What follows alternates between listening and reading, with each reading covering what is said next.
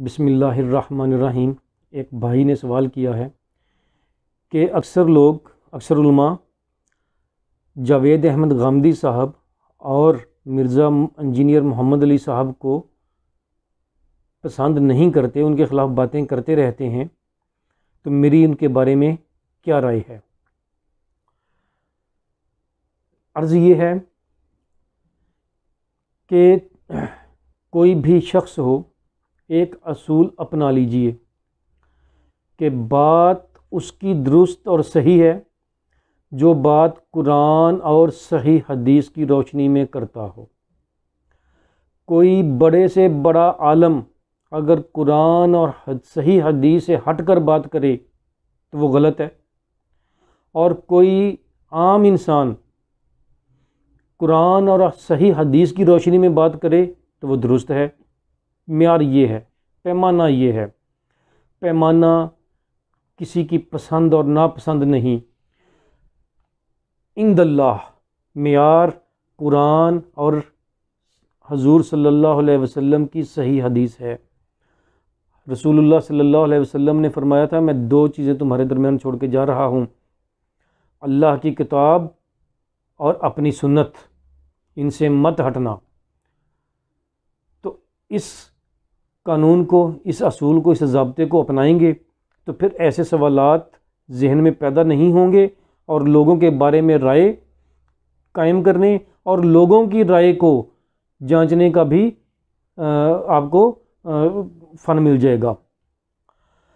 रही बात गामदी साहब की, तो मैं आपको इस ज़िम्न में अर्ज़ कर दूं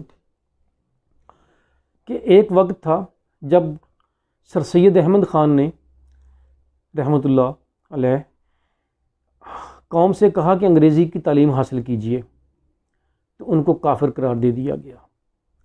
एक वक्त था कि स्पीकर को इस्तेमाल करने वाले को काफिर करार दे दिया गया, इसके इस्तेमाल को हराम करार दिया गया। मस्जिद में सफ़ों के इस्तेमाल को हराम करार दिया गया। बदकिस्मती ये है कि हमारा जो आम मौलवी है उसको बात समझते समझते 100 साल लगते हैं।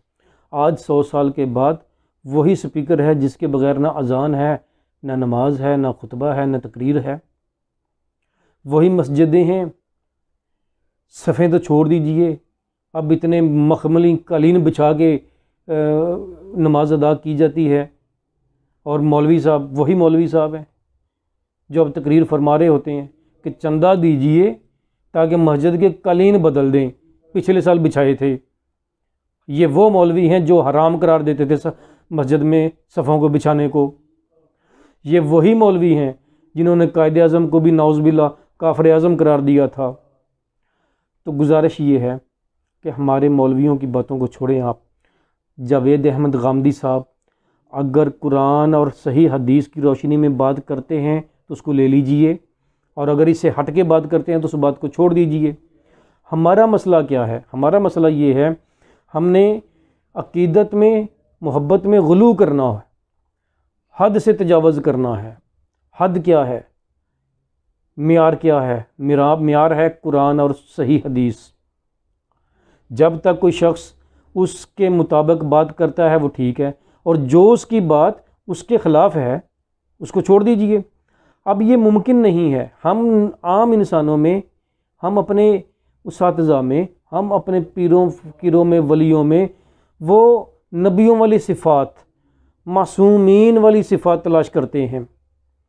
वो गलतियों से पाक, गलतियों से मुबर्रा सिर्फ़ अल्लाह के अंबिया अलैहिमुस्सलाम हैं, उनके अलावा कोई ज़ात। ये अलग बात है कि अल्लाह ने अपने नेक बुजुर्गिदा बंदों से गलतियां सरजद नहीं होने दी, लेकिन हम ये नहीं कह सकते कि किसी और इंसान की ज़ात गलती से मुबर्रा थी। कमियां कोताहियां हर इंसान के साथ होती हैं।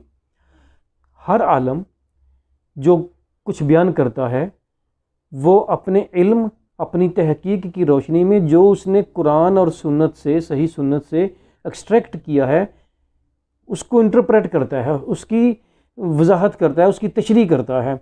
कहीं उसकी तशरीह सही हो सकती है, कहीं उसकी तशरीह गलत हो सकती है। जहाँ आपको सही लगे, कुरान और हदीस से मुतसादम ना हो, उसको कबूल कर लीजिए। और जहाँ आपको मुतसादम लगे, आपको कुरान और सुन्नत, सही सुन्नत के साथ उसकी मुताबिकत ना हो, तो उसको रद्द कर दीजिए, उसको छोड़ दीजिए। किसी शख्स की अगर 99 बातें दुरुस्त हैं तो उसकी एक गलत बात के ऊपर उसकी 99 को रद्द नहीं किया जा सकता। जो दुरुस्त बात है वो उसकी दुरुस्त है, जो गलत है वो गलत है। गामदी साहब मेरी नज़र में आज के दौर में बड़े हकीमाना अंदाज में इस्लाम को जदीद दौर से के तकाज़ों से कैसे हम आहंग हैं ये कौम को बता रहे हैं। कहीं इख्तलाफात भी हैं, कहीं उनकी जो इंटरप्रिटेशन है उससे इख्तलाफ भी, मैं भी इख्तलाफ रखता हूँ और लोग भी इख्तलाफ रखते हैं, लेकिन इसका मतलब हरगिज़ ये नहीं है कि उनको सुना ना जाए, उनकी सारी बातें गलत हैं, कतन नहीं। गामदी साहब माशाल्लाह बड़े हकीमाना अंदाज में, बड़े सुलझे हुए अंदाज में, बड़े मुदब्बराना अंदाज में इस्लाम और जदीद दौर को आपस में हम आहंग कैसे है वो बयान कर रहे हैं कौम के सामने। मिर्ज़ा मोहम्मद अली इंजीनियर साहब के बारे में मैं ये अर्ज़ करना चाहता हूँ कि देखिए, पानी सर से गुज़र चुका था, वो बातें इस्लाम के साथ जोड़ दी गईं जिनका सिरे से ना कोई सर था ना पैर था।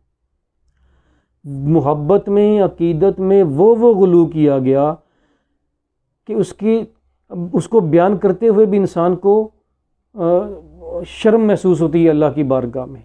क्या हम सोशल मीडिया पर नहीं देखते क्लिप्स कि कब्र का तवाफ़ हो रहा है?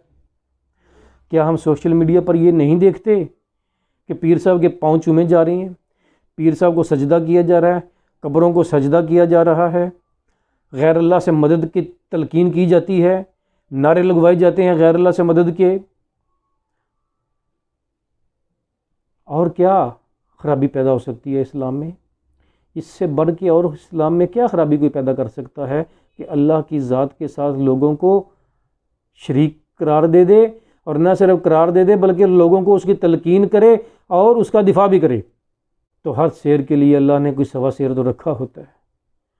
मिर्ज़ा मोहम्मद अली साहब बहुत अच्छा काम कर रहे हैं, मेरी नज़र में बहुत अच्छा काम कर रहे हैं। उनके साथ लोगों को इख्तलाफ होगा, होता रहे, लेकिन ये जो शोबदेबाज मौलवी थे, ये जो शोबदेबाज लोगों को शोबदेबाजियाँ सिखा रहे थे, ये जो लोगों को शोबदेबाजियाँ बयान कर कर के लोगों के अकायद को मसख कर रहे थे, उनका चक्खा चट्ठा खोल के रख दिया मिर्ज़ा साहब ने।